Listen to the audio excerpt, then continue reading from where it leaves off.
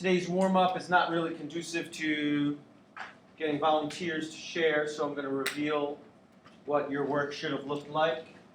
So here is what the table should have looked like.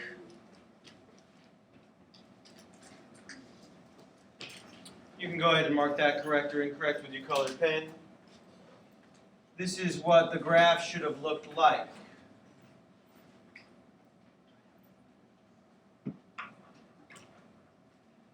Yes? I did, instead of doing the whole, I just did as if, there's just one. That. You did quadrant 2. Yeah, just that. You just had this part of the graph. Yeah. That's fine. And your mapping diagram should have looked like this. One of the major benefits of the mapping diagram is you don't have to write numbers more than one time, and the arrows is what indicates the relationship, not their location in the table. So here we had to write the -2 over and over again. In the mapping diagram, you did not have to do that. So there was a major question that I did not include.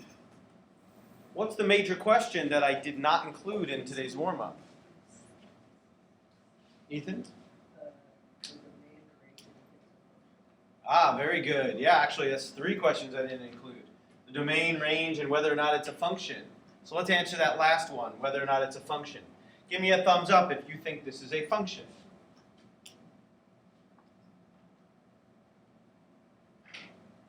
Okay, good. This is not a function. And there are 2 simple ways to tell. First, if you look at the mapping diagram, it should jump out at you. This is a broken machine because we have an input that's giving us a whole bunch of different outputs. That doesn't really make any sense.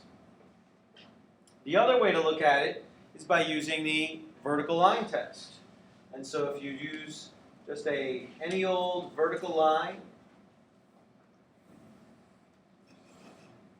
and you drag it across your graph, if it crosses over more than one point at any time, not a function. So you can clearly see it's crossing over multiple points at the same time. That is not a function.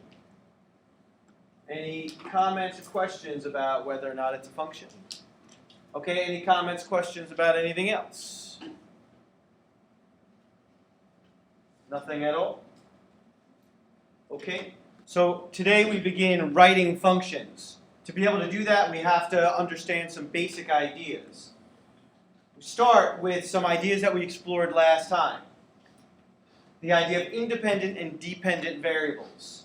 And I related it back to your experience in science class last year. You studied independent and dependent variables. I also want to put in these words here. Input and output. The input of the function is the input independent variable. The output is the dependent variable. And the phrasing is incredibly important. The value of the dependent variable depends on the independent variable, or is a function of. This is very difficult language to understand. It's difficult now, even after we go through it and explore it over and over again. It's going to continue to be difficult. It's going to be challenging for a while. But I promise you that with some time and some effort, it will start to sink in and make sense. After we understand independent versus dependent, we're going to start exploring function rule. Actually, we're going to go in a little bit of reverse order. We're going to talk about function rules. We're going to go to independent and dependent, and then we're going to come back to function rules. You already know what a function rule is. You just may have never heard the term before. We're talking about an algebraic expression. And the function rule is what tells us how the independent and dependent variable are related to each other. So for example, we have this magical character named Tasha, $5 each hour for babysitting. Well, if she babysits for 1 hour, that's $5. 2 hours is $10.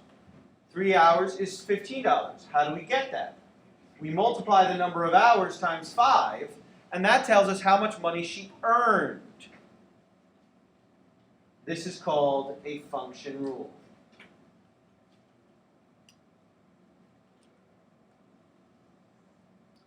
The last thing we're going to explore, or one of the last things we're going to explore, is the idea of function notation, and this is where your head is going to start to explode a little bit. There is a way of writing functions that is much higher level than what we've started exploring. We started exploring x and y.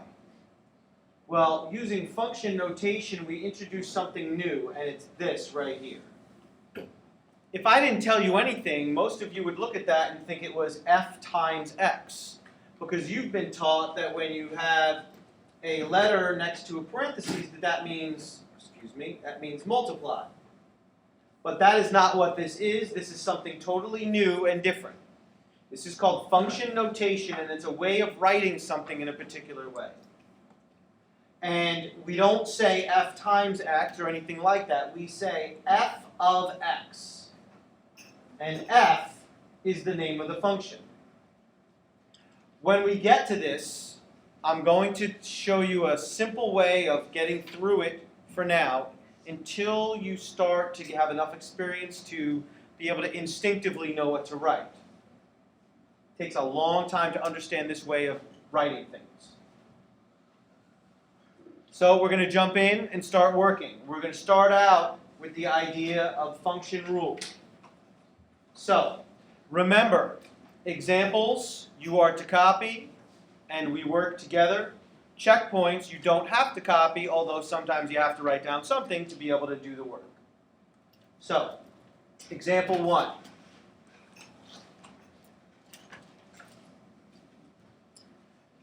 The instructions say to determine a relationship between the x and y values and then write an equation.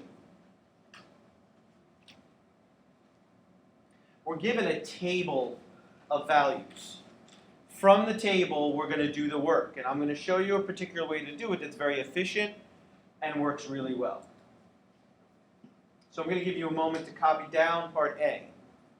I'm going to change the rules a little bit when we get to part B, but for now, the whole question needs to be there. You're more than welcome to use abbreviations where you feel they're appropriate.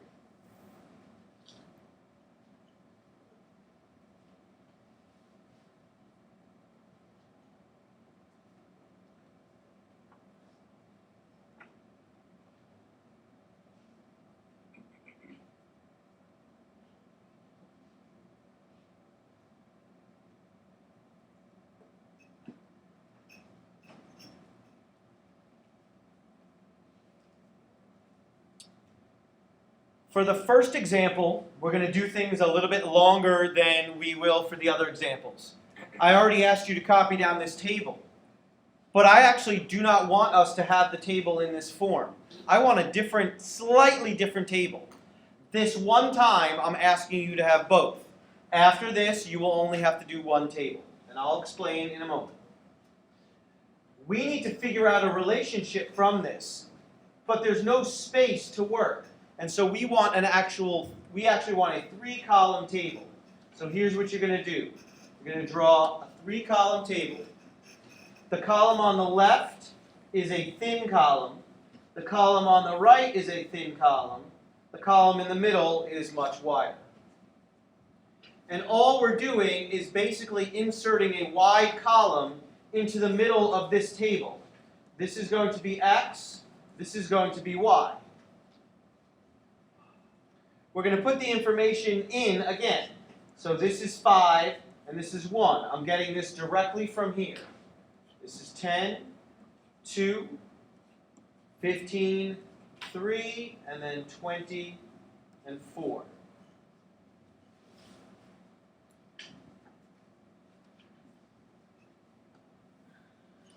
We use a table like this to do this, determine a relationship. We're going to fill in the relationship in this area right here when we discover it. But it's going to take a minute or two of work to discover it.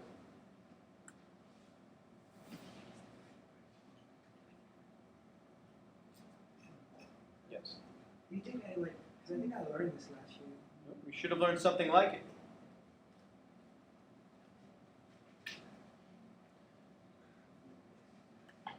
So, now the work. We haven't actually done anything yet. Now the work. We need to figure out, what is the relationship here? How do I get from the 5 to the 1? So I'm going to propose something.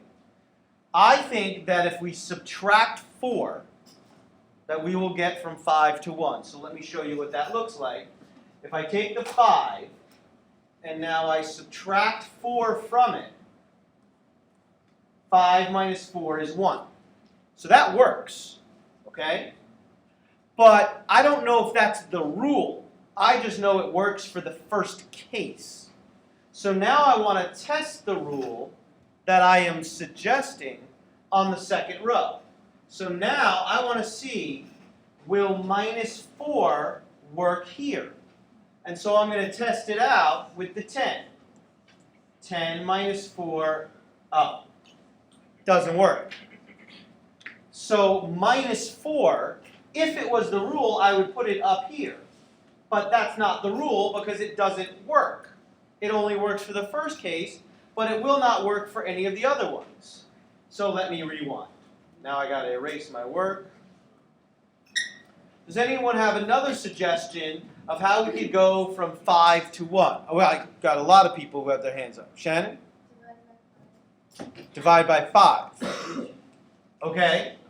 Well, I'm going to write this down. Remember, in algebra, we don't write the division symbol. We write the slash.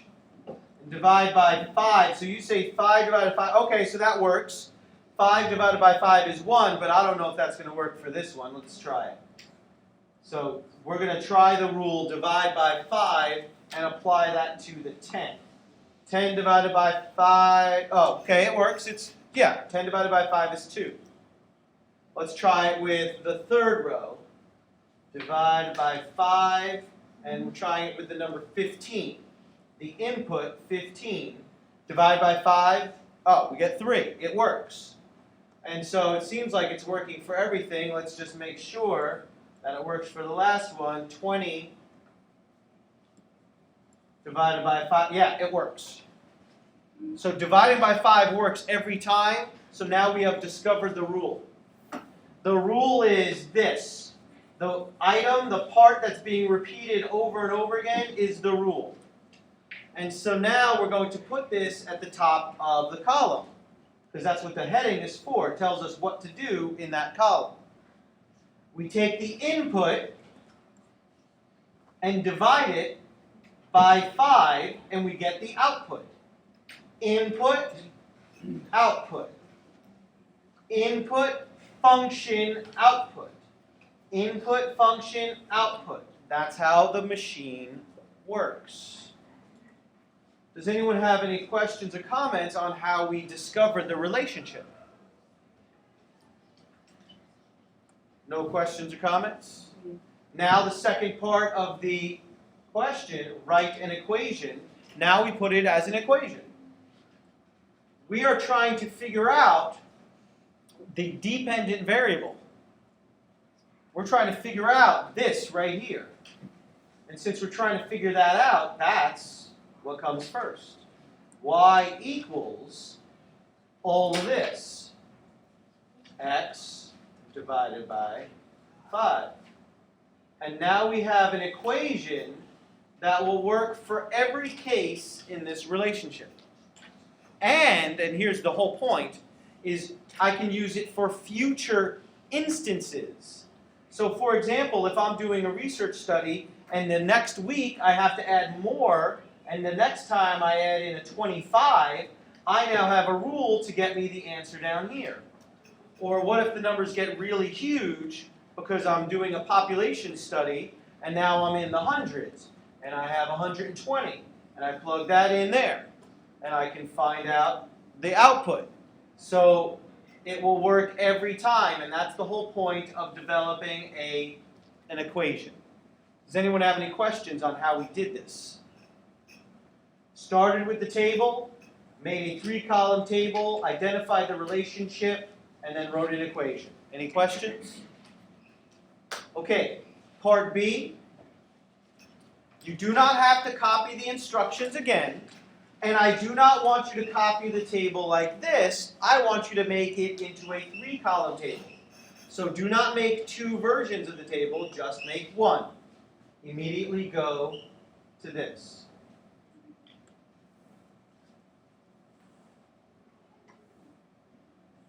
Remember to make the first column and the third column thinner. And just give you a moment to do that, get that set up.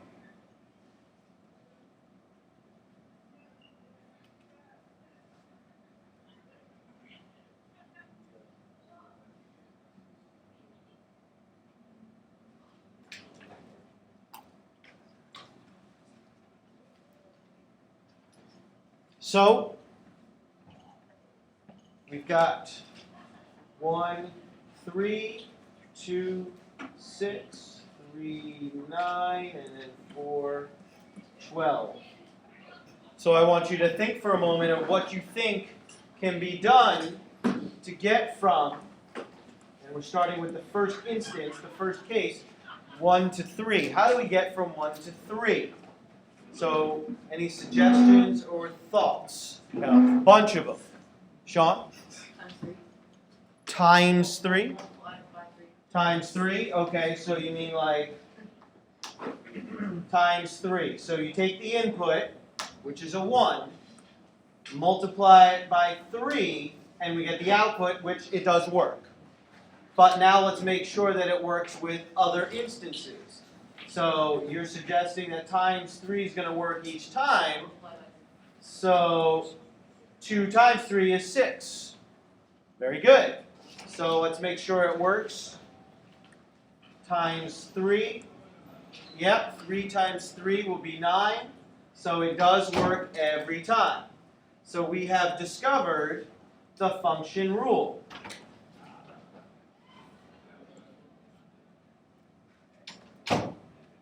So now we know that you take the input, multiply it times 3, and we get the output. So input, function, output. Any comments or questions about anything? So now we want to write an equation that we can use in the future. We're trying to figure out what y equals every time, so we write y equals. So what should we write? Deja, what should we write? Okay, what do you think, Ethan? Okay, so you agree with Deja? I disagree. I think it should be y equals 3x because we're in Algebra 1, and we do not write times 3. When we write an equation, we write 3x. But it means basically the same thing, but it's one of those details that I've been talking about all year. Any comments, questions, or concerns? Anyone have any questions about how we discovered the relationship or how we formed the equation? Any questions at all? Okay, checkpoint number 1. Determine the relationship from this and write an equation.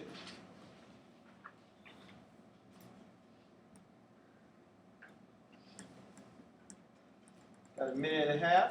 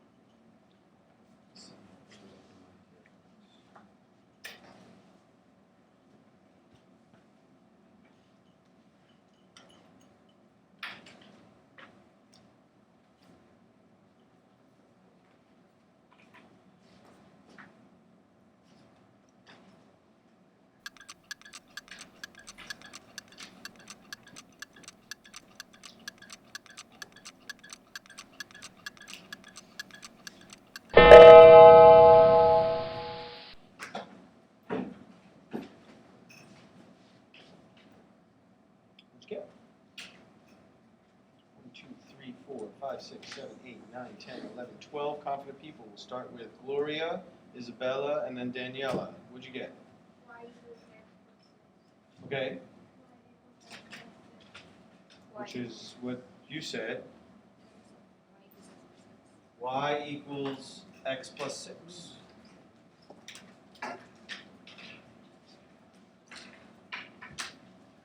Give me a thumbs up if you got it right. Okay, put your thumbs down. Give me a thumbs up if you saw the plus 6 like right away. Like that was the first way you tried it. Good, some of you. Put your thumbs down. I didn't.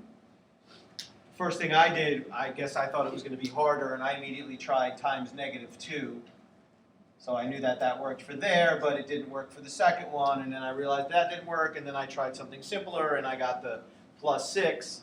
This one kind of gives it away right here, that, you know, it's not going to be multiplying, because if you multiply 0 times anything, it's going to be a 0. So I knew there had to be addition involved. Does anyone have any comments or questions about checkpoint 1? Good, we're doing very well so far. So let's now go back to the idea of independent and dependent. So this you already saw. So just remember that the input is the independent variable. Which letter do we usually use for the input? Which letter do we usually use, Melinda? That's right. If you look back, the x is the input, the y is the output, and that's been true every time. Input, the function, and then the output. And so if the independent variable is the input, then that's the x, and the dependent variable is the output, that's the y. So let's start looking at independent versus dependent. So for example 2, I'm going to change the rules after part A. But for part A, you need the whole statement. You do not have to copy these instructions. You need to read them. And then you need to copy part A. I'll give you a moment for that. This is not your perfect handwriting. This is note-taking. Shouldn't be a sloppy mess, but it shouldn't be perfect.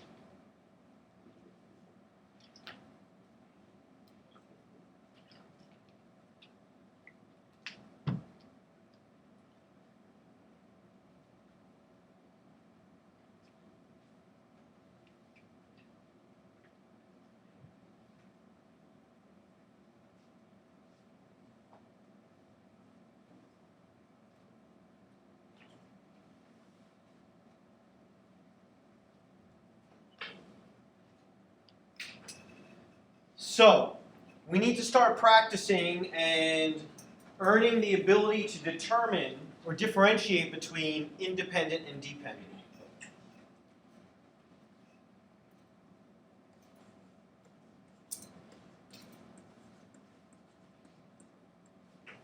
And yes, spelling counts.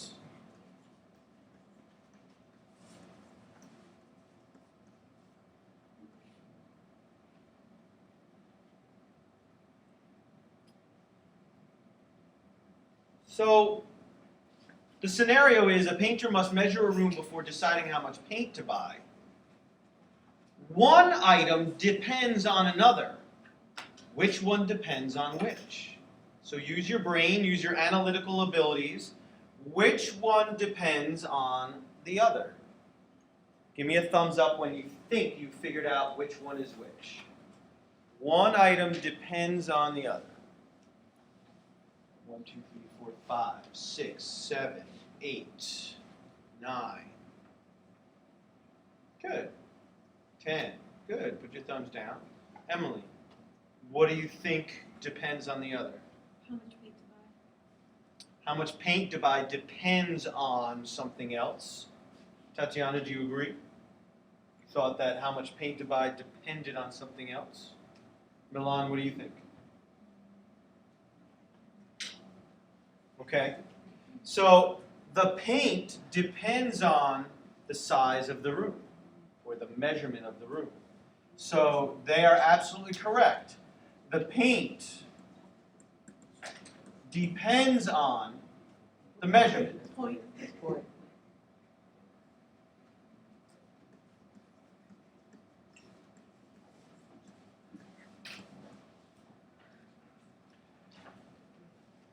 So the measurement is independent because that's not going to change. It's just something that we have to find. In other words, the contractor or the painter just walks in, takes out their tape measure, and they just starts measuring. The measurement doesn't change, it's just a fact. But the amount of paint that they buy depends on that measurement. Think of it this way. What if the painter's going to do 5 different houses? Will the measurements of the houses depend on how much paint he has? If he has 10 gallons of paint, does that mean he walks in the house and he knows how wide the room is? No. But how much paint he needs will depend on the measurements of the room. So the amount of paint depends on the measurements. Does anyone have any questions about that? Okay. Part B, you do not have to copy the statement. Just write part B. And we are no longer, if you don't want to, we are no longer going to write dependent and independent. We'll just use simple abbreviations. And we'll just simply put a D, I. But you, of course, are going to read the statement, and then I would like you to give me a thumbs up when you think you figured out which item depends on another. Which one is which? That's your goal.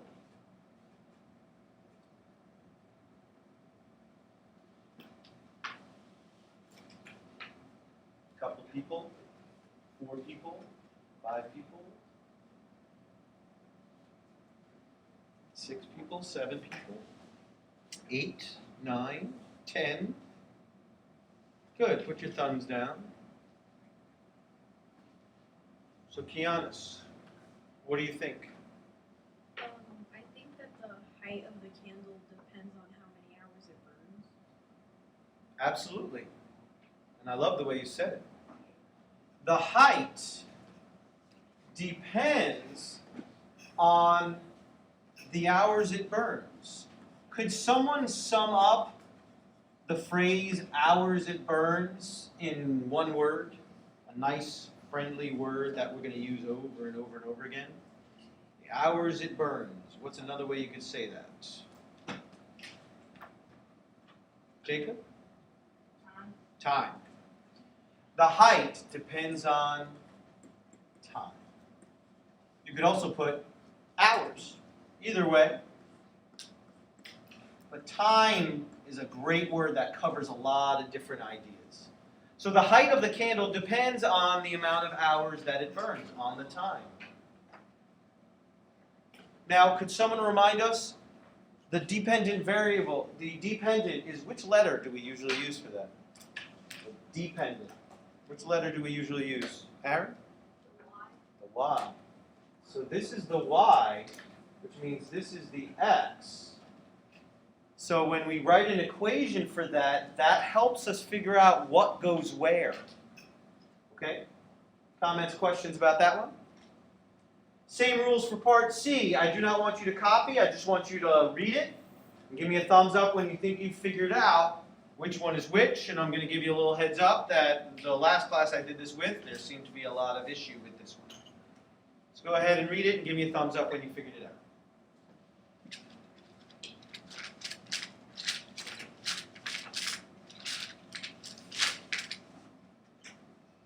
1, 2, 3, 4, 5, 6, 7, 8, 9, 10, 11,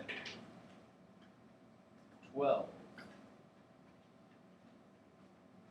Good, put your thumbs down. Von Travius, which one do you think depends on the other?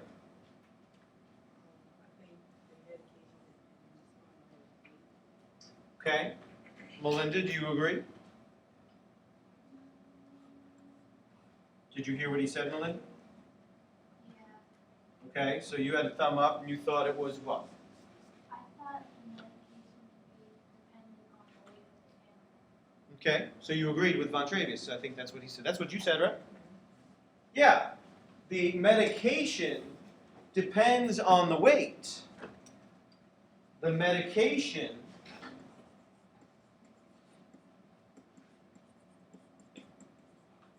depends on the weight of the animal. Imagine a cat going to the veterinarian. The veterinarian can't talk to the cat and find out how it feels, or ask them, hey, was that too much medication we gave you last time or not enough? They can't talk to the cat. So they have to have a different system to go by. And so the weight of an animal is actually incredibly important. That actually tells the veterinarian a lot of different things. And incredibly important is with regard to medication. They do it based on weight. Okay? Very good. Any comments or questions on independent versus dependent?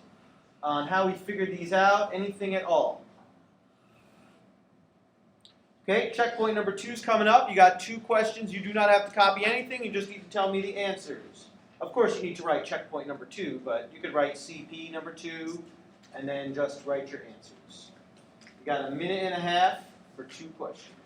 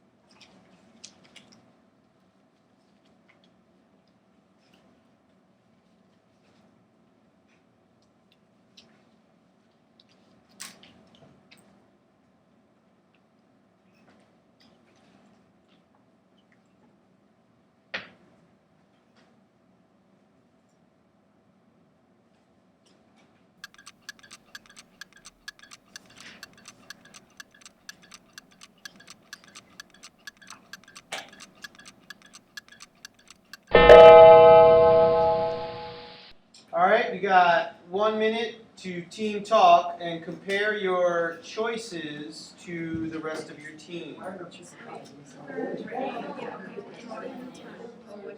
yeah,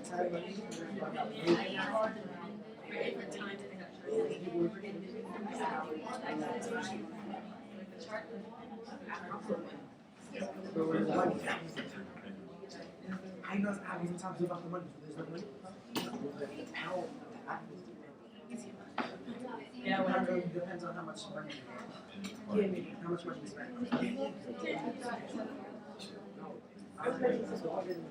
The weight depends on how much money you spend. If I get 10 pounds and I get 12 pounds, who's spending the money? It depends on the weight. Yes, I know. And you can't afford it. Okay,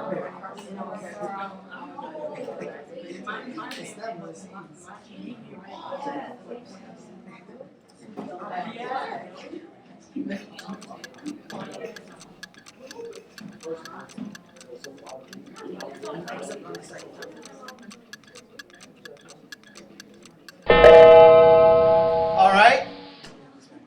So what'd you put for part A? What's the dependent? What's the independent? Ethan, we'll start with you, and then Mark. Okay. I think the time, B, the time, and then is the money. Okay. So you're going to start seeing a word, cost. And you're going to see this often, just like the word time kind of covers a whole bunch of different ideas like hours and minutes and stuff like that. Cost covers a lot of things having to do with money. Now, if you wrote other words, that's fine as long as you have something that relates to time as the independent and the cost or money or the charge or something like that as the dependent variable. But the amount of money that you're going to spend depends on how long you have the item for. Part B, what about apples costing 99 cents per pound? We'll start with Natalie and then Angela. Natalie, what'd you put? Cost depends on And what'd you put, Angela? The cost depends on the weight. Okay, so the cost depends on pounds or weight. Absolutely. In fact, I think I put pounds. I think weight would have been even better, but either one is fine. So one thing I want to point out before I open the floor for questions is that this word, cost, is nowhere in the statement, and this word, time, is nowhere in the statement. So those are words that come from interpretation and understanding language. Okay? Any comments, questions about anything? So now here's what we're going to do. We're going to put it all together with this new notation. So the notation is challenging, but I'm going to do it in a way that will make it reasonable. I'm going to teach it in a way that's appropriate for young 8th grade, smart but young 8th graders, versus college students who spend their entire college career, if they're studying mathematics, they spend all their time doing this. But you guys aren't there yet. So let's start out. That I introduced this idea of function notation. And this is what it looks like. Now, one thing I want to tell you is that it's not always going to be the letter F. You will often see the letter G, and the letter H, and the letter F. And that is not F times X, that's F of X. Okay? So here's the breakdown, and you do not have to copy this, you need to pay attention. This is the statement that we have learned over the course of today's lesson. That the dependent variable depends on the independent variable, or is a function of. Now, I want you to look carefully at the colors. Okay? Now, unfortunately, my projector, which doesn't work that well, is not projecting the colors exactly the way they are. But this is, we'll call it dark blue, this is supposed to be red, this is a green, and this is a light blue. So now I want to translate it down to this. Okay? So let me replace a little bit. And I'm going to take the dark blue, and we already learned, because of Aaron's help, that the dependent variable is the y. So I took that entire phrase and replaced it with the letter y. I left the word is, and I left a function of. Is a function of. But then the independent variable, we know, is the letter x. And so all we did was we took out the two bluish phrases and replaced them with the correct letter. Y is a function of x. Now take it a step further. Make sure you're looking up here because you'll miss the key critical piece. Is that if I take away the word is and replace it with what it means, and I take away this phrase and replace it with this letter, and then just put some parentheses around here, I all of a sudden get function notation.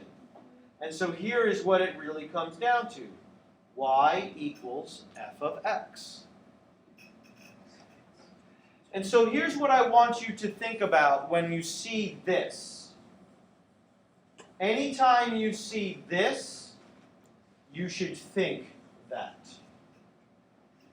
This is very difficult to work with, and we're going to work with it, but anytime you see this whole thing, replace it with a y. And that doesn't mean replace the x with the y. I don't mean put a y here. I mean replace the whole thing in your mind with the letter y. And that will make it a little bit more digestible.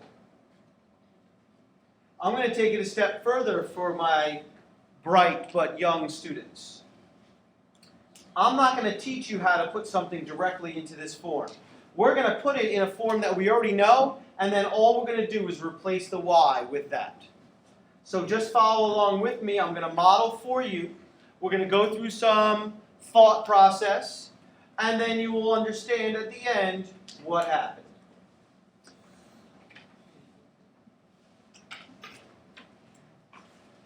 Now, example 3. You don't have to copy the instructions, but you need to read them. And part A, you need the statement written down, so I'll give you a moment to do that.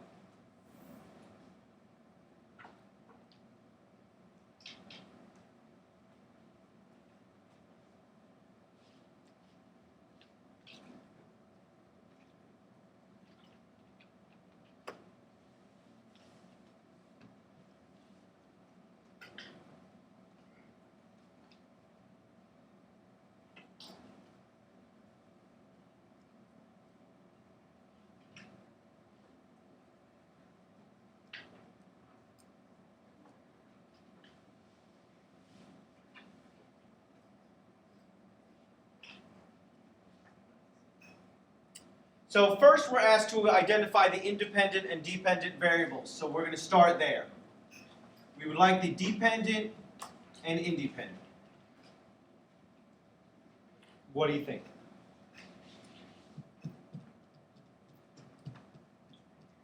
Got a few people? Deja, what do you think? Okay, what do you think, Emily? Cost depends on the time. Okay, very good. So the cost depends on the time. Nicely done.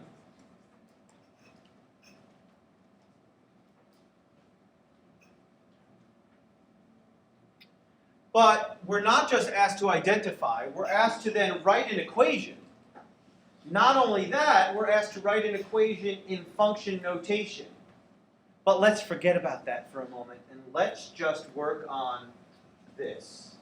So now what we're going to do is take what we've learned about dependent and independent and apply it to this that we did all the way back here. We want to take what we learned here, writing an equation, and apply it now to a real scenario. A math tutor charges $35 per hour. Now, I could ask you right now to make a table, but we're not going to. We're going to make the table in our brains. Some of you might need a calculator to quickly do some quick math, but we're going to do some mental kind of investigating. Before we start, let's identify the x and the y. One of these is x, and one of these is y. Which one is which? Which one is which? Isabella? The dependent is y and the independent is x. Very good. When I ask you to write an equation for today, we are talking about writing this. Y equals something. And there'll be an x in here somewhere. You notice what we did 3 times? We had x divided by 5, 3x, and then here we had x plus 6. They all had the x on the right-hand side. So we want to write an equation that has an x on the right-hand side. We want y equals something involving x. So now we have to figure out what goes with the x. We can't just put y equals x. That doesn't tell us what's going on. So there's got to be something else in there. So let's explore this 35 that's hanging out there. Let's explore this for a moment. And now let me ask you some simple questions. If you pay for the math tutor for 1 hour, how much is it going to cost you? Bontravius? If you want the tutor for 3 hours, how much is it going to cost you? Milan? How'd you do that? How? 35 times 3, okay? What if we want the tutor for 5 hours? How much is it going to cost? 5 hours. If I see you just sitting there staring, I'm going to call on you right away. That's just my favorite thing to do. Shannon? 175? You sure? How'd you do that? So to figure yours out, you did 35 times 3. And to figure yours out, you did 35 times 5. Okay, what if I want the math tutor for 10 hours, like I want to pay for the tutor for the whole week? How much would that cost, Melinda? How'd you get that? Times what by 10? Times 10. So Milan did 35 times 3. Shannon did 35 times 5. Melinda did 35 times 10. Someone tell me what the function rule is. What's the rule? Daniela? 35 times, or 35 times x. Exactly. And so the rule is multiply by 35, and since time is the independent variable, we multiply 35 times x. And so now we have an equation that will work for the math tutor. And so if your parent wants to hire the math tutor for 3 months and knows how many hours overall, you can simply figure out how much it's going to cost you by plugging in the number of hours you want to reserve the math tutor for. If it's 20 hours, you plug in a 20. If it's 50 hours, you plug in a 50. But you very simply can figure out how much it's going to cost. Does anyone have any questions on how we wrote the equation? Now we need it in function notation. Now we're going to address this, and it's going to take us 5 seconds. Anywhere you see this, the letter y, we replace it with function notation. And so here's what it looks like. You write f of x, and then you write this. And that's it. That is called function notation. F of x equals 35x. Y equals 35x. They basically mean the same thing.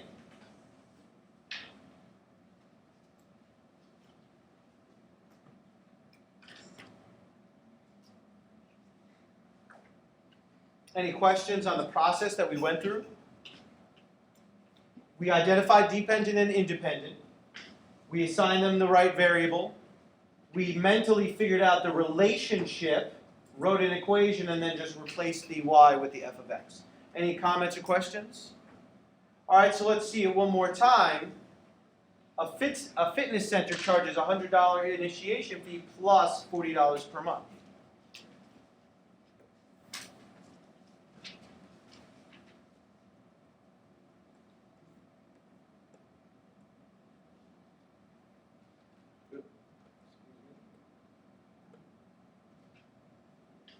Excuse me for a moment.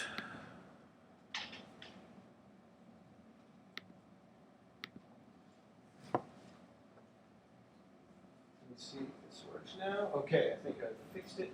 All right, so I'm sorry. A fitness center charges a $100 initiation fee plus $40 per month. Dependent variable and independent variable. What do you think? Jacob, what do you think?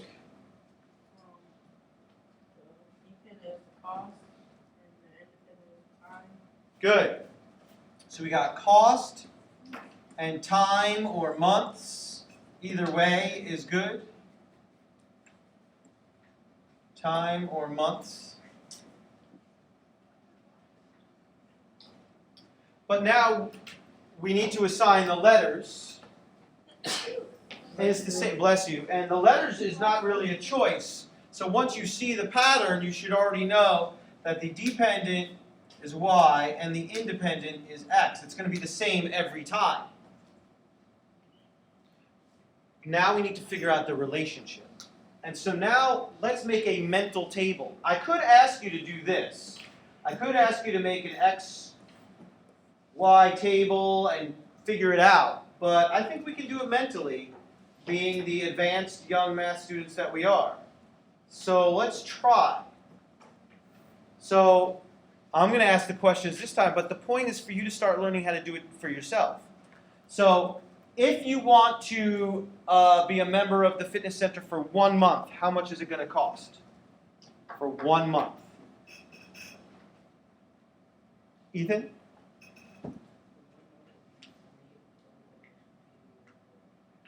So how much is it altogether? $140. If we want to join the fitness center for 3 months, how much is it going to cost overall? Andrew? 220. How'd you figure that out? 40 times 3 months plus 100. Okay.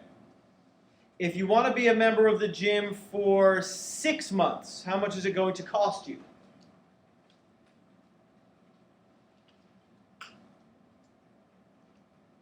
Diane? 600? Where'd you get the 600 from? So part of this has to do with understanding some words. Natalie, what do you think? Mark, did you agree with that? Yeah, Where do you get 340? in my head. Just, But what? What? well, I just added 100 plus, because since I did it in my head, I did 4 times 6, and then I added the 0, and I just added 10. Okay, but in essence, you did 40. You did 6 times, 40 and then you. plus 10. I mean, 100. Good. So Ethan did 40 times 3, and then added 100. Or no, I'm sorry. You did the first one, Ethan. Who did? Oh, Andrew did the second one. Andrew did 40 times 3 and added 100. You did 40 times 6 and then added 100. Yeah. So you have to understand what the initiation fee is. So I've been using a word, a term actually, since the beginning of the school year that explains what that is. Does anyone remember the word or phrase that I've been using? Gloria? Yeah, that's called a flat fee. It's a one-time fee. You pay it one time. So that's what Diane wasn't sure about, is he didn't know what an initiation fee is. That's something you pay once, but the per month you pay each month. But think about what they all did. They took this number, multiplied by the number of months, and then added this on.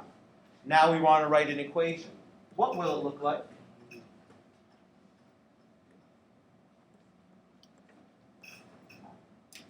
Sorry, I'm having some technical problems.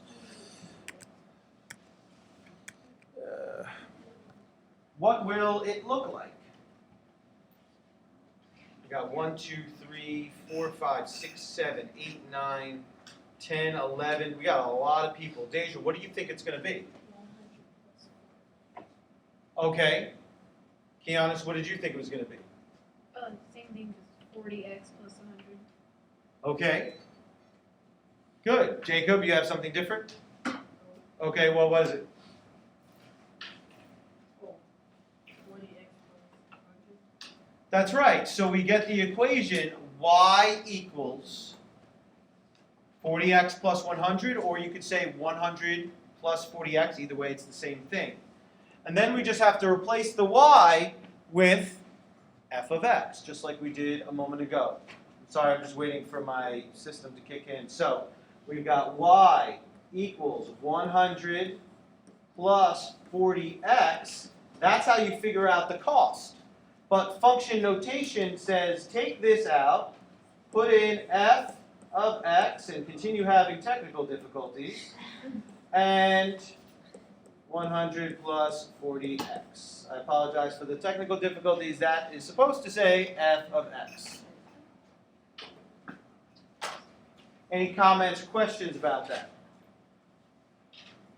Guys are doing a good job. So I'm having some serious technical problems. Here we go.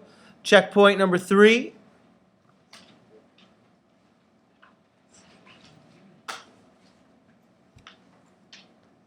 Think about the process that we just went through 2 times and take 2 minutes to put it all together.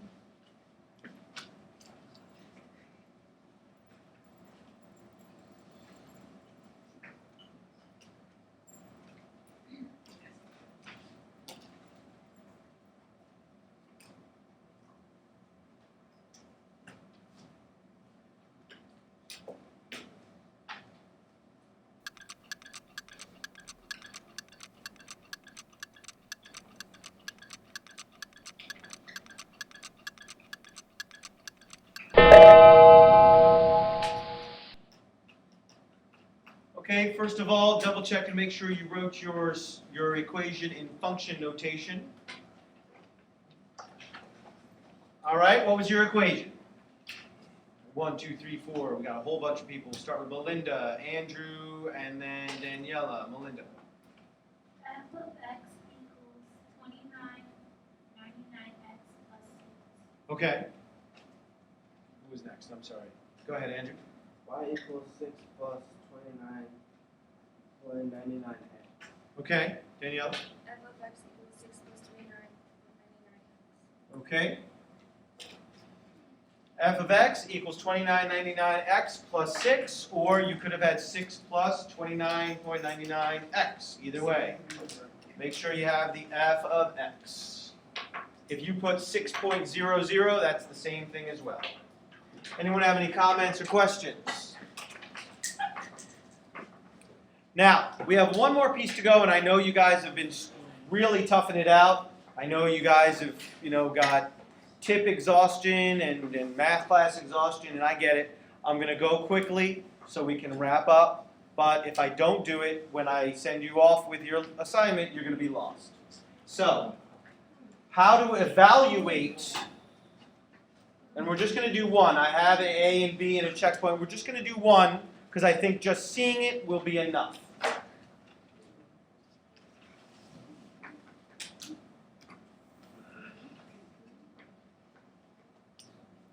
Evaluate the function for the given input values. Boy, that's really advanced.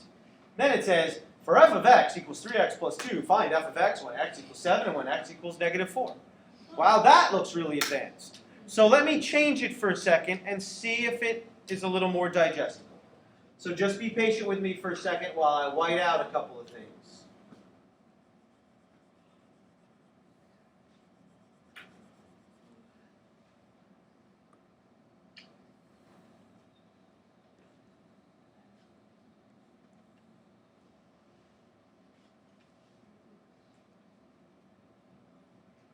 If that's what it said, what would you do? Let me make it even easier.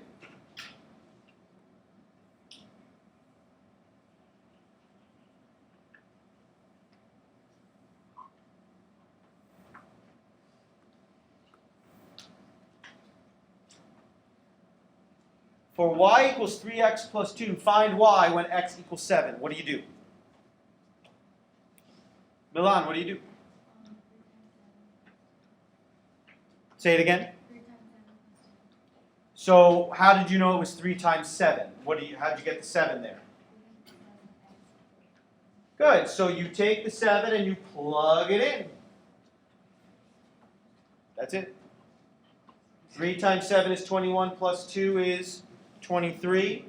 So f of x equals 23 when x is 7. Now, do it again when x equals negative 4. Now take the negative 4, plug it in there. Negative 12 plus 2, you get negative 10. So I'm asking you, when I phrase it like this, I'm asking you to do something 2 times. I'm asking you to do this first, and then this. Now, let me put it back in its original form. Does it seem as confusing now? It looks confusing. Visually, it's a lot to take in, but you should know that all it means is take the 7, plug it in here, simplify. Take the negative 4, plug it in here, and simplify. That's all you need to do. And that's what it means to evaluate a function, okay? When you get the 3x plus 7, and then you do the next one, what do you do with those 2 different numbers? You add them together? No. You just keep them there? You're evaluating a function for 2 different, think of it this way. I'm asking you, let me go all the way back to the beginning. I'm asking you to find me 2 different rows in a table. I'm saying evaluate the function when x equals 5 and evaluate the function when x equals 15. You get 2 different answers, right? You get 2 different outputs. So I'm just looking for the 2 different outputs. So you can think of this as what you would do to build a table.